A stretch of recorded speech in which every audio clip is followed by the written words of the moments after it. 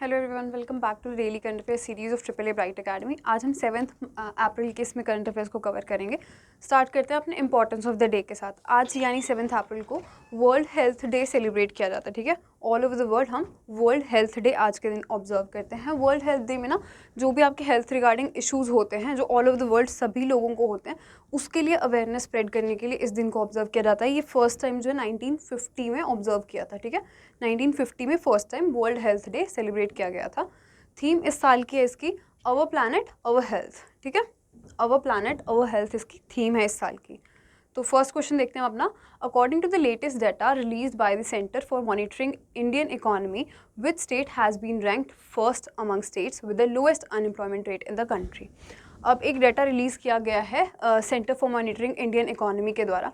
उसके according lowest unemployment rate कहाँ है, कौन सी स्टेट में है, मतलब सबसे कम बेरोज़गारी दर फॉलोइंग में से कौन सी स्टेट में है, तो वो छत्तीसगढ़ में है। सबसे कम बेरोज़गारी जो है वो छत्तीसगढ़ में। ओके, इसके रिगार्डिंग थोड़े से फैक्ट्स देख लेते हैं, स्टैटिक पॉइंट्स जो आपके एग्जाम पॉइंट ऑफ व्यू से बहुत इंपॉर्टेंट बनते हैं। तो सबसे पहले हम ओवरऑल एम्प्लॉयमेंट रेट की अगर बात करें ना, ऑल ओवर इंडिया जो अनएम्प्लॉयमेंट रेट था ना, वो अब पहले से कम हो गया। अब 7.6% अनएम्प्लॉयमेंट रेट है, पहले 8.10% था फेब 2022 में। अब मार्च का अगर डाटा देखें तो 7.6% हो गया है अनएम्प्लॉयमेंट रेट। छत्तीसगढ़ की जो गवर्नमेंट है उसने कैसे इस अनएम्प्लॉयमेंट रेट को डिक्रीज़ किया है, कैसे ये ऐसी टॉप स्टेट बन गई है जिसमें सबसे कम बेरोज़गारी है। इन्होंने ना एक ऐसा मॉडल ऑफ डेवलपमेंट बनाया है जिसके मतलब जो आपका महात्मा गांधी जी का ग्राम स्वराज वाला विजन था ना, उसको फॉलो करके इन्होंने एक नया डेवलपमेंट मॉडल बनाया था अपनी पूरी स्टेट के लिए। तो उसके थ्रू इन्होंने एक तो वो स्टेप उठाया था, और साथ के साथ इन्होंने अभी एक इंट्रोड्यूस किया है वहाँ पे प्रोग्राम, छत्तीसगढ़ एम्प्लॉयमेंट मिशन। ठीक है, छत्तीसगढ़ एम्प्लॉयमेंट मिशन भी इन्होंने वहाँ पर अभी इंट्रोड्यूस किया है, जिसमें ये 15 लाख नई ऐसी जॉब अपॉर्चुनिटीज़ बनाएंगे जो वहाँ के लोगों को एम्प्लॉयमेंट प्रोवाइड करवाएगी नेक्स्ट 5 ईयर्स में। नेक्स्ट 5 ईयर्स में ऐसी 15 लाख नई अपॉर्चुनिटीज़ होंगी जिसमें एम्प्लॉयमेंट प्रोवाइड होगी वहाँ के लोगों को। तो इस वजह से भी छत्तीसगढ़ गवर्नमेंट ने मतलब ये भी एक स्टेप उठाया वहाँ पे। तो ये आपके लिए पूछा जा सकता है कि कौन सा मिशन वहाँ पर शुरू है, तो जस्ट छत्तीसगढ़ एम्प्लॉयमेंट मिशन वहाँ पर शुरू हुआ है। अब अगर हम बात करें हाईएस्ट अनएम्प्लॉयमेंट रेट की, कि सबसे ज़्यादा बेरोज़गारी कहाँ है, तो वो है हरियाणा में। 26.7% अनएम्प्लॉयमेंट हरियाणा में है। राजस्थान और जम्मू एंड कश्मीर में दोनों में 25% है। ठीक है, तो अगर आपसे टॉप 2 स्टेट्स के बारे में पूछें कि जहाँ पर सबसे ज़्यादा अनएम्प्लॉयमेंट है, सबसे ज़्यादा बेरोज़गारी है, तो वो हरियाणा, राजस्थान और जम्मू कश्मीर है। अगर हम बात करें लोएस्ट अनएम्प्लॉयमेंट की, तो हम छत्तीसगढ़ को पढ़ ही चुके हैं, सबसे कम यहाँ पर है, उसके बाद मध्य प्रदेश में। ठीक है, थर्ड पे आई गेस कर्नाटका है आपका, यहाँ सबसे कम अनएम्प्लॉयमेंट है। नेक्स्ट क्वेश्चन देखते हैं अपना। According to the report title climate change 2022 mitigation of climate change release by the intergovernmental panel on climate change IPCC, global emissions can be halved by which year. एक report release की है IPCC ने, intergovernmental panel on climate change. इन्होंने एक report release की है जिसका नाम है climate change 2022 mitigation of climate change. आपको रिपोर्ट का भी नाम याद रखना होता है क्योंकि एग्जाम में बहुत बार ये भी पूछ लिया जाता है। तो इस रिपोर्ट के अकॉर्डिंग हमसे पूछा गया है कि ग्लोबल एमिशंस जो हैं, जो आपकी ग्रीन हाउस गैस की एमिशंस होती हैं, उसको हम कौन से साल तक आधा कर सकते हैं। इस रिपोर्ट के अकॉर्डिंग 2030 तक हम इन ग्रीन हाउस गैस के एमिशंस को हाफ कर सकते हैं। थोड़ी सी इसकी डिटेल्स देख लेते हैं हम। ये जो मिटिगेशन है आपकी ना, हमें इसके बाद ये पता चला कि हमें ना जो ग्लोबल गैसेस की ग्लोबल वार्मिंग है, उसको इमीडिएटली 1.5 डिग्री सेल्सियस तक कम करना पड़ेगा। ठीक है, ये इमीडिएट इफेक्ट के साथ ये चीज़ को अप्लाई करने के लिए कहा गया है इस रिपोर्ट के द्वारा, क्योंकि अभी ग्लोबल वार्मिंग बहुत ज़्यादा हो रही है। तो जो ग्लोबल टेम्परेचर है उसको स्टेबलाइज करने के लिए जो कार्बन डाइऑक्साइड होती है ना, उसकी एमिशंस को हमें बिल्कुल ज़ीरो करना होगा। जब वो ज़ीरो होंगी तो जो अभी ग्लोबल टेम्परेचर है उसको थोड़ा कंट्रोल किया जा सकता है, स्टेबलाइज किया जा सकता है, मतलब स्टेबल रखा जा सकता है उसको। तो उसमें आपकी जो कार्बन डाइऑक्साइड है उसका बहुत बड़ा रोल होगा। ये स्टैटिक में पॉइंट बन सकता है, याद रखना। कार्बन डाइऑक्साइड की एमिशंस को अगर हम स्टॉप करें तो इसमें हेल्प मिलेगी। और कौन से स्टेप्स हैं ऐसे जिसमें ग्लोबल वार्मिंग को थोड़ा कम किया जा सकता है, तो reduction in fossil fuel use, fossil fuel का यूज़ हम और थोड़ा कम करें, उसमें इलेक्ट्रिफिकेशन और अच्छी हो जाए, बिजली हर जगह हो, उसमें वो भी एक अच्छा स्टेप होगा। और एनर्जी एफिशिएंसी को और इम्प्रूव करना, ये भी एक ऐसा स्टेप होगा। और ऑल्टरनेटिव फ्यूल्स को यूज़ करना, जैसे कि हाइड्रोजन। अब अगर हाइड्रोजन की एज अ फ्यूल बात हो रही है तो हमने रिसेंटली न्यूज़ में पढ़ा भी था कि एक हाइड्रोजन फ्यूल सेल वाली ना कार लॉन्च की है। वो किसने की थी? Toyota Mirai. टोयोटा की मिराई कार थी वो, जो अभी लॉन्च हुई थी। फर्स्ट ऐसी हाइड्रोजन फ्यूल सेल वाली कार थी और इसको नितिन गडकरी ने लॉन्च किया था। ओके, नेक्स्ट क्वेश्चन देखते हैं अपना। Which of the following has become the 30th country to join the Coalition for Disaster Resilient Infrastructure? Following में से कौन सी ऐसी कंट्री बन गई है 30th नंबर की जिसने एक कोलिजन है डिजास्टर रेजिलिएंट इंफ्रास्ट्रक्चर पे, मतलब कि आपकी आपदा प्रतिरोधी बुनियादी ढांचा जो होता है उस पर एक कोलिजन है, मतलब कि उस पर एक गठबंधन किया गया है। उसमें 30th कंट्री कौन सी बन गई है जो अब नई मेंबर बनी है वहाँ की? तो वो मेडागास्कर बन गई है। ठीक है, मेडागास्कर इसकी 30th कंट्री बन गई है इस कोलिजन की। इस कोलिजन के बारे में थोड़ा सा पढ़ते हैं। ये जो कोलिजन है इसको इनॉग्रेट किसने किया था?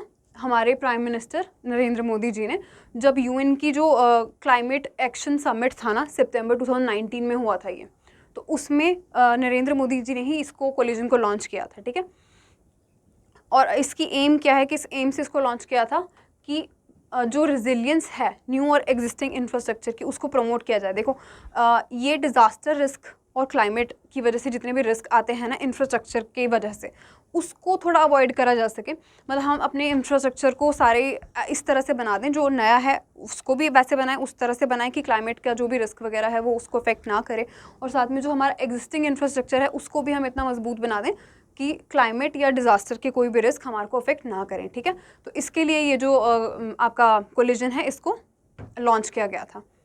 इस कोलिजन के अभी फ़िलहाल 30 मेंबर्स हैं। 30 मेंबर कंट्रीज़ नहीं, 30 टोटल मेंबर्स हैं, जिसमें से 23 कंट्रीज़ हैं। सिर्फ 23 इसमें से कंट्रीज़ हैं और 7 ऑर्गेनाइजेशंस हैं। ठीक है, 7 ऑर्गेनाइजेशंस इसकी मेंबर हैं और 23 कंट्रीज़ अप्रैल 2022 तक। और इसका जो सेक्रेटेरिएट है ना वो न्यू दिल्ली में ही है। ओके, मेडागास्कर की अगर बात करें, क्योंकि अब वो बनी है लेटेस्ट इसकी मेंबर, तो मेडागास्कर के प्रेसिडेंट जो हैं उनका नाम है एंड्रीनेरिना रेजोलिना और पीएम वहाँ के हैं क्रिस्टन से। कैपिटल मेडागास्कर की है एंटेनानरीवो और करेंसी वहाँ की है मैलागेसी एरियारी। ओके, तो जस्ट ऐसे ऐसे स्टैटिक पॉइंट्स बहुत बनते हैं आपके एग्जाम्स में, तो आप थोड़ा एक बार, मतलब ऐसा होता है ऐसी चीज़ों को अगर आप एक बार भी पढ़ लो ना तो आपको वो माइंड में रहती है। तो थोड़ा इसकी कोई ट्रिक्स वगैरह आप अपने हिसाब से बना सकते हैं इसको रिवाइज करने के लिए। नेक्स्ट क्वेश्चन देखते हैं अपना।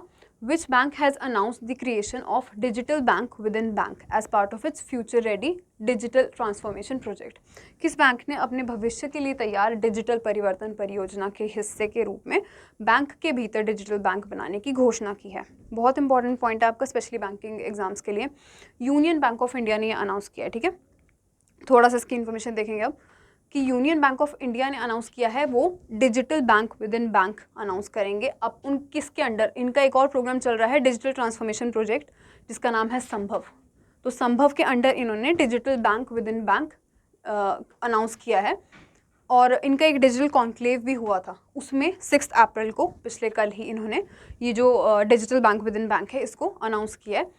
साथ के साथ ये इसमें ना एक सुपर ऐप भी अनाउंस किया इन्होंने कि हम एक सुपर ऐप भी लॉन्च करेंगे जिसका नाम होगा यूनियन नेक्स्ट। आपके लिए ऐप का नाम भी बहुत इंपॉर्टेंट है, यूनियन नेक्स्ट उसका नाम होगा, आपने याद रखना है। सुपर ऐप की जब बात हो रही है, सुपर ऐप हमने कल भी स्टडी किया था ना कि एक और भी कोई सुपर ऐप हो रहा था जिसका नाम था टाटा न्यू। ये भी टाटा वालों का एक सुपर ऐप है जिसमें वो बहुत सारी सर्विसेज को एक प्लेटफॉर्म पे प्रोवाइड करवाने वाले हैं, तो आपको ये याद रखना है। ये भी एक ये सुपर ऐप हो गया और एक ये। ठीक है, नेक्स्ट पॉइंट है इसका कि it will also enable the setting up of strong digital ecosystem in line with EASE. अब ईज़ एक एजेंडा होता है ना, एक रिफॉर्म एजेंडा है जो बैंकिंग में फॉलो किया जाता है, उसकी आपको सिर्फ फुल फॉर्म याद रखनी है और इसमें वो फॉलो किया गया उतना याद रखना है। तो फुल फॉर्म क्या है इसकी? Enhance access and service excellence.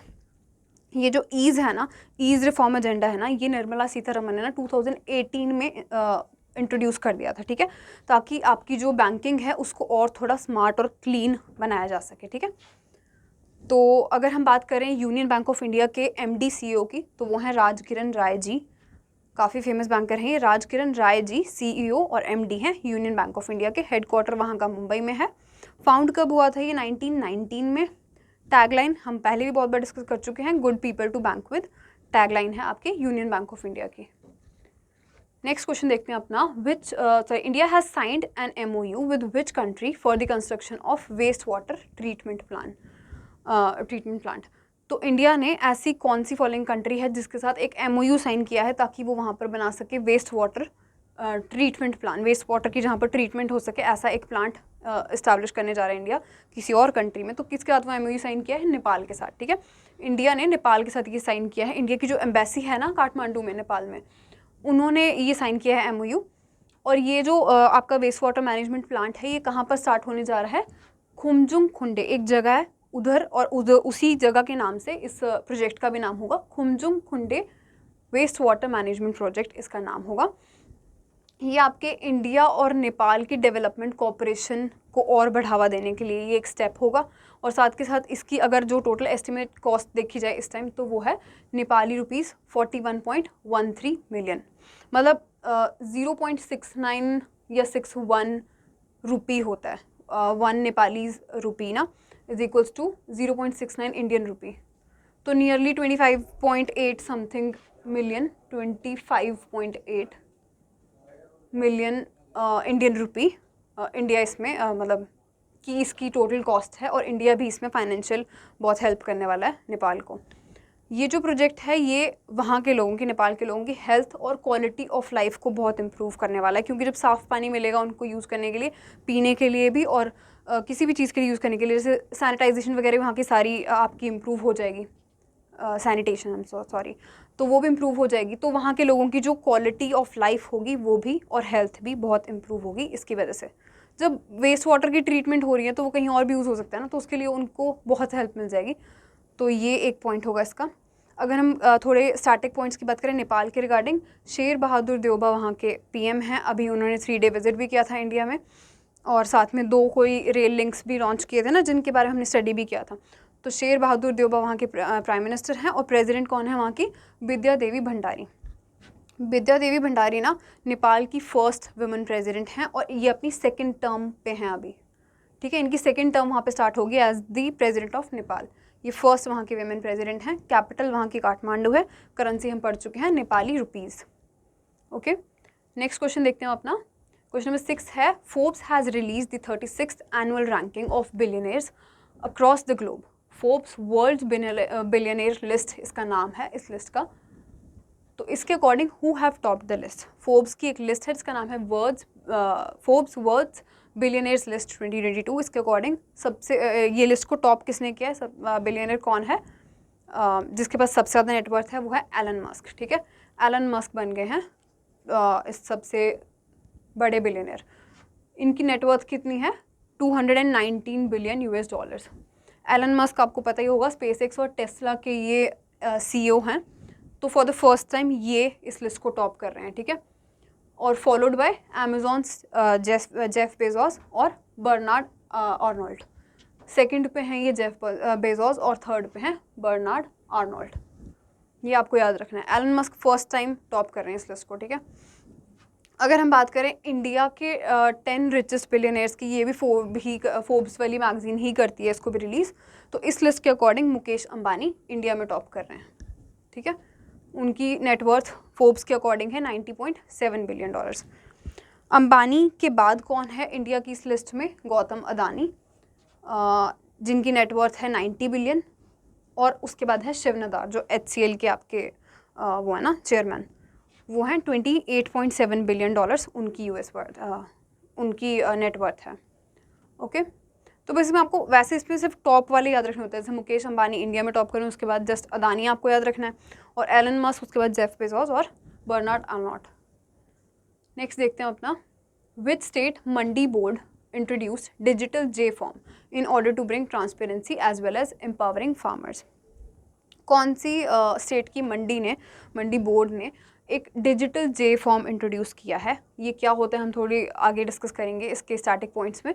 अभी हम ये देख लेते हैं कि ये किसने इंट्रोड्यूस किया, ताकि जो ट्रांसपेरेंसी है ट्रांजैक्शंस में उसको बढ़ाया जा सके और फार्मर्स को और एम्पावर किया जा सके। तो ये पंजाब की स्टेट मंडी ने जो है इसको इंट्रोड्यूस किया है, ठीक है। पंजाब की मंडी बोर्ड ने इसको इंट्रोड्यूस किया है। इसके अगर हम पॉइंट्स देखें तो ये जो डिजिटल J फॉर्म होता है ना, ये एक सेल रिसीट होता है।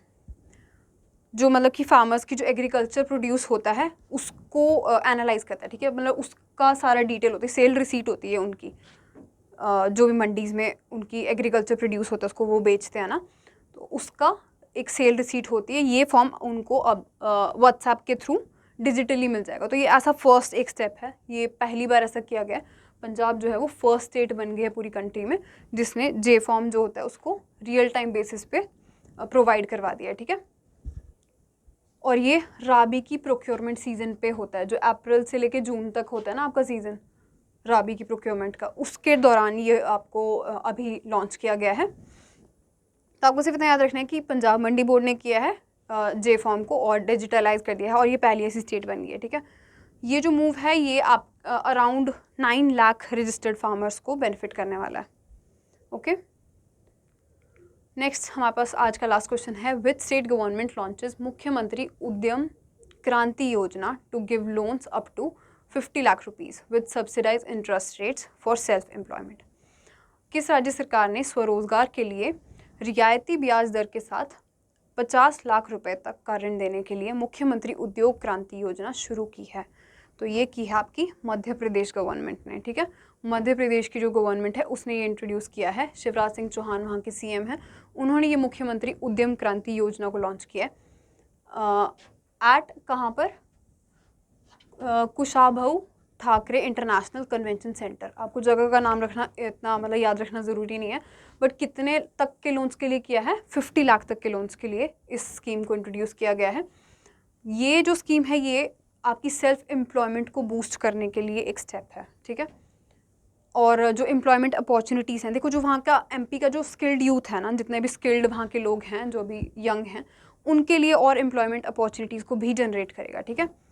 और अगर हम बात करें एमपी के कि किसने किया है ये इनॉग्रेट या इम्प्लीमेंट कौन करने वाला है इसको, तो जो एमपी में आपका एमएसएमई वाला डिपार्टमेंट है ना, micro small and medium enterprise वाला जो डिपार्टमेंट है मध्य प्रदेश का, वो इसको इम्प्लीमेंट करेगा, ठीक है। मतलब ये सारी जो स्कीम्स, ये सारे जो भी बेनिफिट्स हैं वो आपको एमएसएमई वाले सेक्टर के अंडर मिलने वाले हैं मध्य प्रदेश में।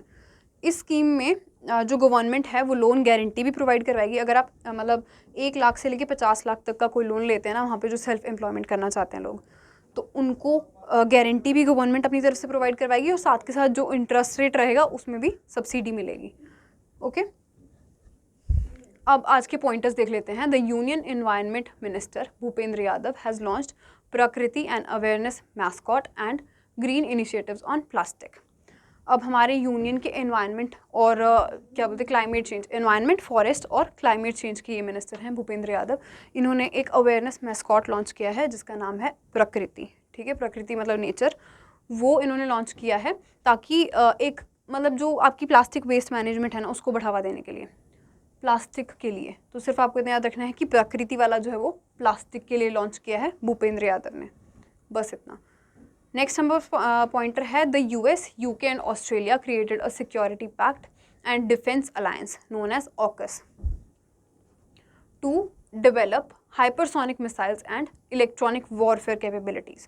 द लीडर ऑफ ऑकस, आपको सिर्फ इतना याद रखना है कि एक ऑकस नाम का हाइपरसोनिक मिसाइल्स और इलेक्ट्रॉनिक वॉरफेयर की कैपेबिलिटी रखने वाला, मतलब एक मतलब मिसाइल्स वगैरह की डेवलपमेंट के लिए ना यूके, यूएस और ऑस्ट्रेलिया इन्होंने कोलैब किया है। और इस ग्रुप का क्या नाम रखा है? ऑकस। मतलब कि AU ऑस्ट्रेलिया के लिए हो गया आपका, और UK आपकी यूनाइटेड किंगडम के लिए हो गया, और US USA के लिए। तो बस एक ऑकस नाम का एक अलायंस कह सकते हैं, एक संघ इन्होंने शुरू किया है मिसाइल्स वगैरह की डेवलपमेंट के लिए। सिर्फ इतना आपको याद रखना है। और साथ में इसके जो लीडर्स रहेंगे वो कौन होंगे? ब्रिटेन के जो प्राइम मिनिस्टर हैं बोरिस जॉनसन, US के प्रेसिडेंट जो बिडेन और ऑस्ट्रेलिया के प्राइम मिनिस्टर स्कॉट मॉरिसन इसके लीडर्स रहेंगे, ओके। नेक्स्ट हमारे पास पॉइंट है, द एशियन डेवलपमेंट बैंक या जो ADB है, in its flagship Asian development outlook 2022 mobilising taxes and for development projected India's economic growth at 7.5% in financial year 2023 and 8% in financial year 2024.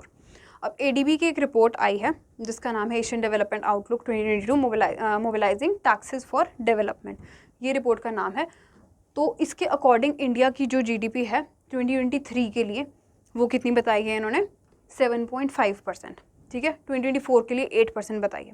और अगर बात करें साउथ एशियन इकोनॉमीज़ की, जिसमें India भी एक है, तो उसकी all in all like collective उनकी ग्रोथ बताइए कितनी, 7% 2022 के लिए, 7% और 7.4% 2023 के लिए। ये इतना आपको याद रखना ज़रूरी नहीं है, ये याद रखना है आपको कि 7% इस साल के लिए बताइए और 7.5% सिर्फ इंडिया के लिए बताइए, ठीक है।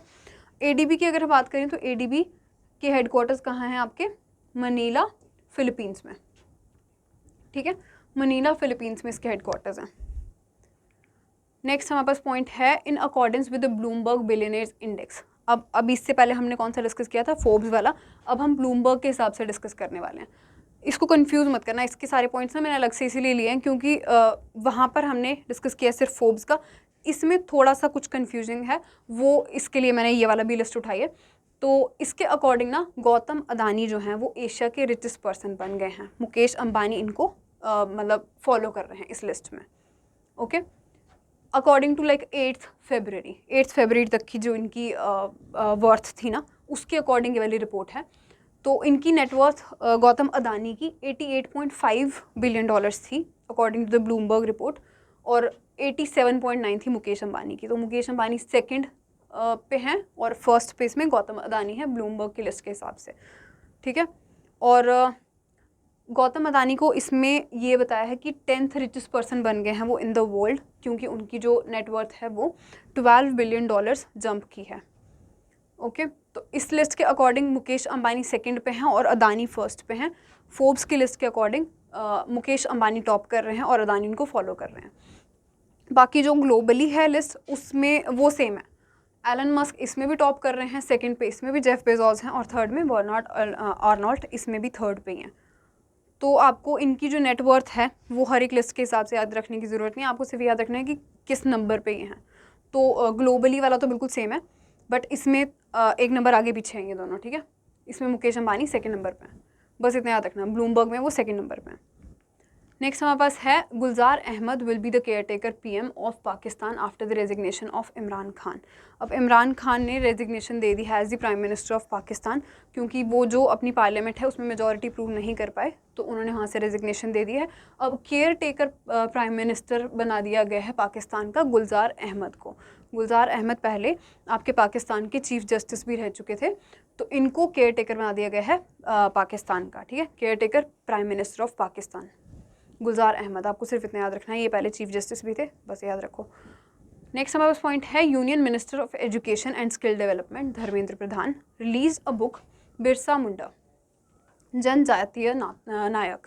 बिरसा मुंडा जनजातीय नायक एक बुक रिलीज़ की है धर्मेंद्र प्रधान ने। इस बुक को लिखा किसने है, प्रोफेसर आलोक चक्रवाल ने, ठीक है। बिरसा मुंडा जो थे ना वो आपके इंडियन ट्राइबल फ्रीडम फाइटर थे, तो उनके ऊपर ये बुक लिखी गई है जिसको लिखा है प्रोफेसर आलोक चक्रवाल ने।